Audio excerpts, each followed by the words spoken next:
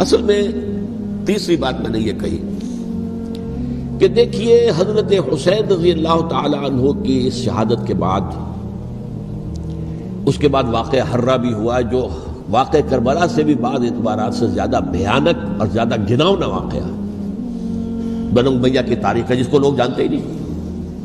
مدینے کے کچھ لوگوں نے بغاوت کی اور انہوں نے اس کے خلاف فوج بھیجی اور فوج کو جب مدینہ فتح کر لیا 3 دن کے لیے حلال کر دیا. جو چاہو کرو، یہاں جسے چاہو مارو، جسے چاہو لوٹو، جس کا گھر چاہو برباد کرو، جس عورت کو چاہو ریپ کرو. اور یہ مدینہ النبی کے اندر ہوا. تو کاٹ کھانے والی ملوکیت کے اندر بہت سے واقعات ہوئے. عبداللہ ابن زبیر کھڑے ہوئے، انہوں نے حکومت قائم کی تھی، لیکن یہ کہ وہ تو 6 سال کے لیے کامیاب بھی رہے، ایک حکومت قائم کی، بنو امیہ کے ہاتھ پر بیعت نہیں کی، بالآخر ان کی حکومت بھی ختم ہو گئی. پھر حضرت زید کھڑے ہوئے، انہوں نے بغاوت کی، وہ بھی ناکام رہ گئے. پھر بنو عباس میں کھڑے ہوئے حضرت نفس زکیہ حضرت حسن رضی اللہ تعالیٰ عنہ کی اولاد میں سے، وہ بھی ناکام ہو گئے، شہید ہو گئے. پھر یہ سمجھ لیا گیا کہ اب یہ جہاں تک 6ٹھی منزل ہے وہ تو دوبارہ تعمیر نہیں ہو سکتی. یہ تو جس کی لاٹھی اس کی بھینس، جس کے پاس طاقت ہوگی اس کی حکومت ہوگی، جس کا قبیلہ زیادہ قوی ہوگا، جس قبیلے میں زیادہ عصبیت ہوگی، مضبوط ہوگا، متحد ہوگا، طاقتور ہوگا، اسی کی حکومت ہوگی. البتہ اس کے نیچے لوگوں کے اخلاق کی اصلاح کرو. صوفیاء کرام نے وہ کام اپنے ذمے لیا اور بالکل وہی کام ہے کہ جو ائمہ اہل بیت کرتے رہے. حضرت حسن کی اولاد میں پھر حضرت علی بن حسین رضی اللہ تعالی، حضرت حسین کی اولاد میں پھر امام محمد باقر، امام محمد جعفر صادق، اور اس کے بعد بھی 5 اور. کسی نے بغاوت نہیں کی. جیسے علماء کرام کام کر رہے تھے اور جیسے صوفیاء کرام کام کر رہے تھے، ایسے ہی وہ مسلمانوں کی علمی تربیت، روحانی تربیت و تزکیہ کر رہے تھے. کسی نے حکومت کو چیلنج نہیں کیا. نوٹ کر لیجیے اس بات کو. حضرت علی نے بھی چیلنج نہیں کیا تھا، حضرت حسن نے چیلنج نہیں کیا، خود صلح کر لی. تو ائمہ اہل بیت جو 12 یہ گنتے ہیں، جن میں سے آخری جو ہے حضرت مہدی کو تو ابھی ظاہر ہونا ہے، ان کے عقیدے کے مطابق وہ روح پوش ہیں، وہ ظاہر ہوں گے. لیکن 11 حضرات کے بارے میں یہ کہ حضرت حسین کے سوا کسی نے بھی چیلنج نہیں کیا وقت کے نظام میں. اور حضرت حسین نے بھی اس مغالطے پر کیا کہ کوفی ساتھ دیں گے، اور یہ موقع ہے کہ یہ جو 6ٹھی منزل اسلام کی گر گئی ہے اسے دوبارہ تعمیر کر دیا جائے. انہوں نے خلافت کا دعویٰ نہیں کیا تھا، یہ انہیں عوام کو مغالطے میں مبتلا کیا گیا کہ یہ خلافت کا مدعی ہو کر سامنے آیا. جیسا کہ میں نے آپ سے کہا تھا، امیر معاویہ نے حضرت علی کے عہد خلافت میں کبھی خلافت کا دعویٰ نہیں کیا. مدعی خلافت نہیں تھے. وہ تو یہ کہتے تھے کہ قاتلان حسین جو ہے، قاتلان عثمان کو سزا دو، قصاص دو، بس. اسی طرح حضرت حسین نے بھی، اب دیکھیے اس ضمن میں اس میں کوئی شک نہیں ہے، حضرت حسین رضی اللہ تعالی عنہ کی جو شہادت ہوئی ہے اور ان کے ساتھیوں کی، اعزاء و اقارب کی،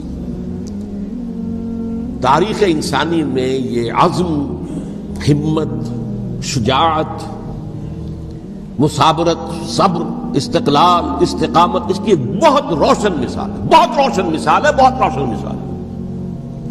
لیکن اس سے تاریخ کی رفتار پر کوئی اثر نہیں پڑا.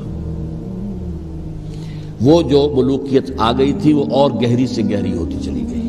واقعہ کربلا کے بعد تو واقعہ حرہ ہوا، میں نے گنوا دیا. اس سے زیادہ تو میرے خیال میں کہ اور ہمارے لیے لائق شرم جو ہے کوئی واقعہ ہے ہی نہیں اس پہلو سے. لیکن حضرت حسین کا ایک، اب ان کو یہ کہ میں مطلب یہ کہ اگر میں ان کے ہاتھ پر بیعت کر لیتا ہوں جو کہ اس وقت سامنے موجود تھے کہ یزید کی بیعت تمہارے ہاتھ پر کرتا ہوں، تو گویا کہ اپنے آپ کو سرنڈر کر دیتے.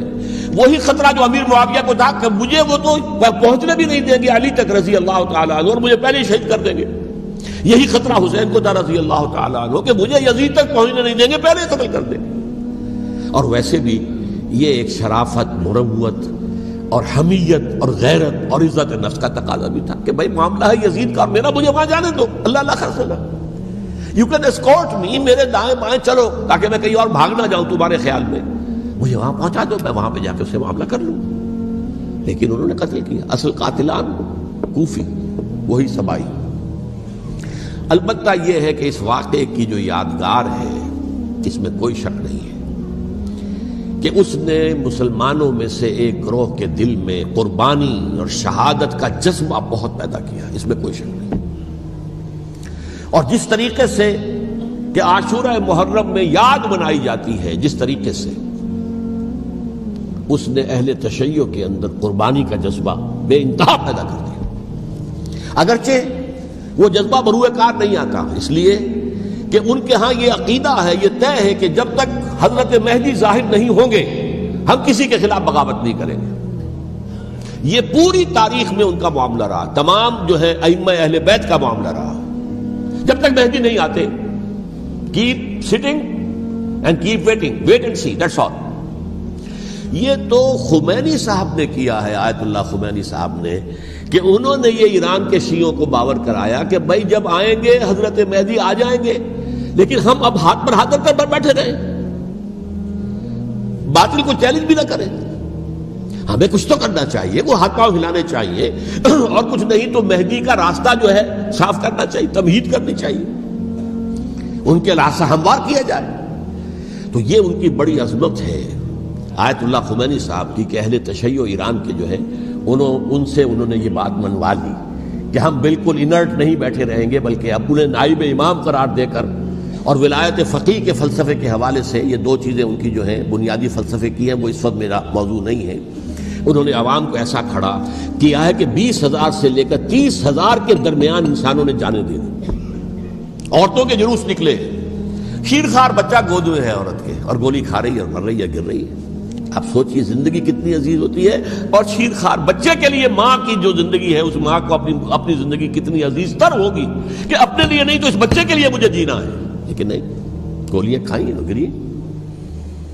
یہ جذبہ انہی میں ہے۔ واقعہ یہ ہے کہ اہل سنت کے اندر یہ جذبہ نہ ہونے کے برابر ہے، یہ میں واشگاف الفاظ میں کہہ رہا ہوں۔ پورے عالم اسلام میں صرف شیعہ ایران ایسا نکلا ہے کہ جس نے بادشاہت کا خاتمہ کیا، باقی سعودی عرب میں بادشاہت بیٹھی ہوئی ہے، ڈٹ کر بیٹھی ہوئی، اربوں ڈالر کا ایک ایک محل بنتا ہے ان بادشاہوں کا، اور سنی سن ہے، سن، کوئی حرکت نہیں۔ وہ تو اب جو حرکت ہو رہی ہے وہ اینٹی امریکن حرکت ہے جو ہو رہی ہے، وہ در حقیقت وہ مسئلہ بالکل دوسرا ہے جو اس وقت ہو رہا ہے، لیکن یہ کہ عالم اسلام میں کوئی تحریک ایسے نہیں اٹھی۔ یہ اہل تشیع میں ہے جو بالکل استثنائی بات ہے کہ انہوں نے جو ہے ایک ایسا بادشاہ جس کو کہا جاتا تھا کہ اس کا جو اسلحہ خانہ ہے وہ ایشیا میں سب سے بڑا اسلحہ خانہ ہے، جو 2500 سالہ پرانی جو ایک عظمت تھی ایران کی، اس کو دوبارہ تازہ اور زندہ کرنا چاہتا تھا۔ 2500 سالہ برسی اس نے منائی تھی، اس کے لیے ایک شہر آباد کیا تھا کہ خسرو یا سائرس یا ذوالقرنین قرآن مجید کی اصطلاح میں اس کی یادگار بنائی تھی، اور وہ سوچ رہا تھا کہ وہی عظمت دوبارہ ایران کی ہوگی جو کہ خسرو کے زمانے میں تھی، جس کا قرآن مجید میں سورہ کہف کے اندر ذکر ہے، مشرقی فتوحات، مغربی فتوحات، شمالی فتوحات۔ تو وہ بادشاہ جو اس کو بھاگنا پڑا ہوا قربانی کی وجہ سے۔ تو یہ جو ہے واقعہ کربلا نے، اس میں کوئی شک نہیں ہے کہ ایک ایسی مشعل روشن کی ہے جس کو کہ ہر شخص کو دیکھنا چاہیے۔ یہ بھی انسان، جیسے کہ اقبال نے ایک شعر کہا تھا غالب کے لیے، فکر انسان پر تیری ہستی سے یہ روشن ہوا ہے، پرے مرغ تخیل کی رسائی تاک ہو جا۔ تو فکر انسان پر حضرت حسین کی قربانی سے یہ واضح ہوا ہے کہ انسان کس حد تک جا سکتا ہے قربانی دینے کے لیے اپنے کسی مقصد کے لیے۔ مقصد ان کا جو تھا، میں نے اسی لیے آیت پڑھی تھی، معاذ اللہ ثم معاذ اللہ۔ میں ایک آخری بات جو کہہ رہا ہوں وہ نوٹ کر لیجئے،